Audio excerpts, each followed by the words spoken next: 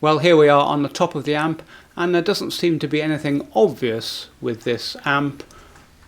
I did notice that the input jack socket is a little bit loose, and when I put a jack in there, you get a loud buzz if you move it one side and nothing if you move it the other side, and you never get a signal through it, so you can't hear any guitar coming through there.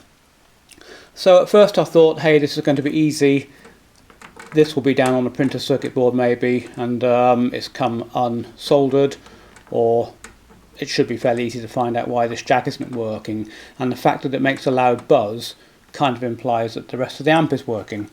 But then when the customer was here, I happened to notice this on the back. So take a look at this.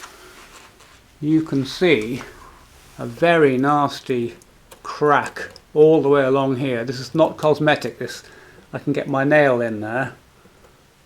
This whole section here has been forced downwards by somebody, the courier, no doubt, dropping this amp from a fairly decent height. And if you come up here and have a look here, you can see the gap there, and if we go across to the other side, you can see there's no problem. This is all quite nice. So the amp's been dropped and the whole chassis is shifted downwards and sheared off this section of the side here.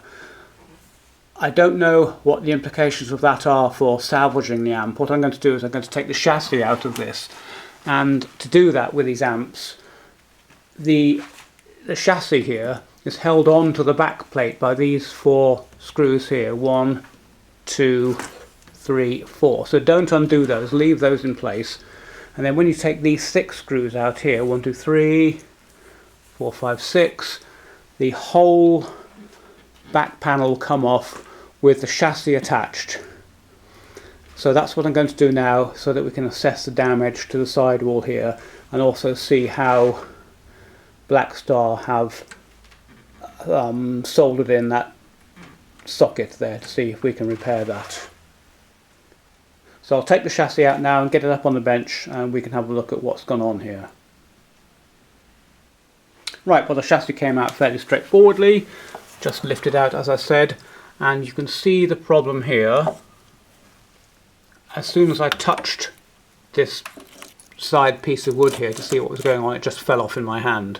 So this is sheared off completely from the side wall here.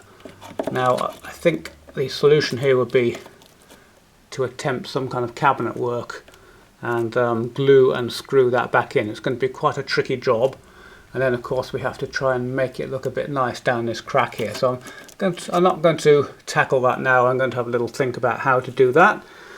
Meanwhile, over on the chassis, you can see I've taken it out.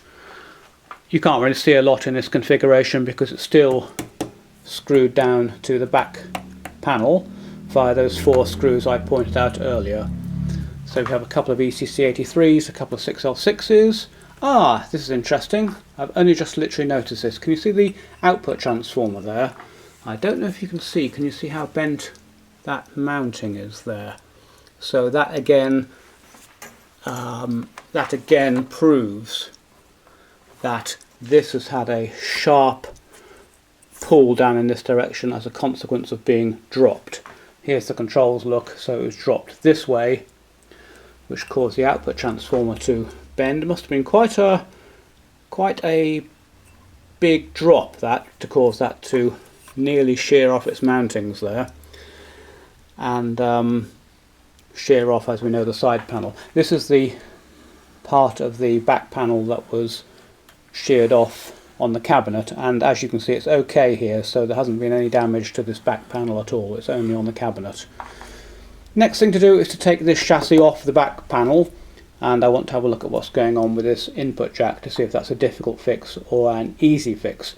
It all depends on what Blackstar have done with that, whether they've put it down onto a printed circuit board or whether it's just got some cables on the back. We'll have a look in a moment. So join me when I've taken the 4 screws off and we can lift the chassis. By the way, before I do that, one thing I always do on these amps is just to put a bit of red tape, say here, and a bit of red tape here. I know it sounds crazy, but sometimes it's very difficult to work out where the actual chassis went when you separate it from this back panel, and that saves any problems. So a little tip there. So we'll just take these 4 screws out here.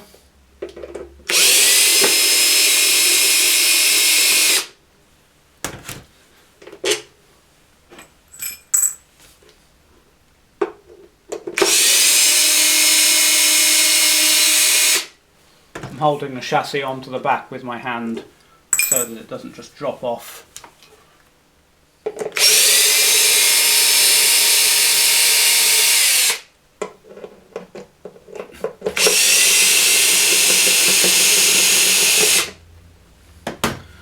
There we go, 4 screws out.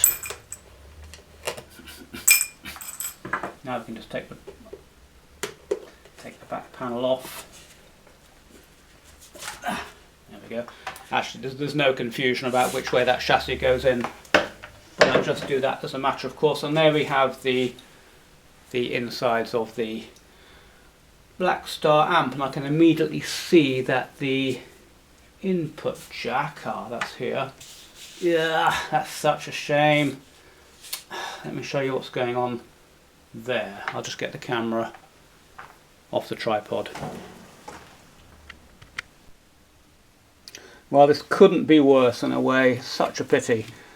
So basically this socket is sheared off. The actual pins are all sheared. It's not just come unsoldered. I can't even begin to think of what might happen to cause that to be sheared off like that. Even if it's dropped, there's no mass here for that to move quickly and shear. No idea what's gone on there. Very strange actually. Anyway, that jack's going to need replacing, and as you can see it's down onto a printed circuit board, and so this entire large printed circuit board has to come out somehow. It can't come out because this board's in the way, so this board is going to have to come out. All the connections are going to have to come off, but you know, it's a major stripped down job, I'm afraid, to get to this, to be able to replace that. I'm just going to try the volume controls and things just to see. I can't imagine what's hit that to make that shear off. No, these all feel fine, so it hasn't had a big bash on the front or anything like that. And anyway, that jack is recessed there. Oh, very strange. You know, that would happen if you had a jack plug in there and it had a bash. That could easily shear that. Other than that, I have no theories on that. So what I'm doing here is reporting back to the customer, because he's bought this on eBay, as I think I mentioned, and it's arrived like this, damaged, and so he needs to negotiate with the seller about whether the seller reimburses him or whether we send this back to the seller. So I won't do anything at the moment until I've spoken to him. So I'll report back to you when I've had a word with the customer to see what he wants to do.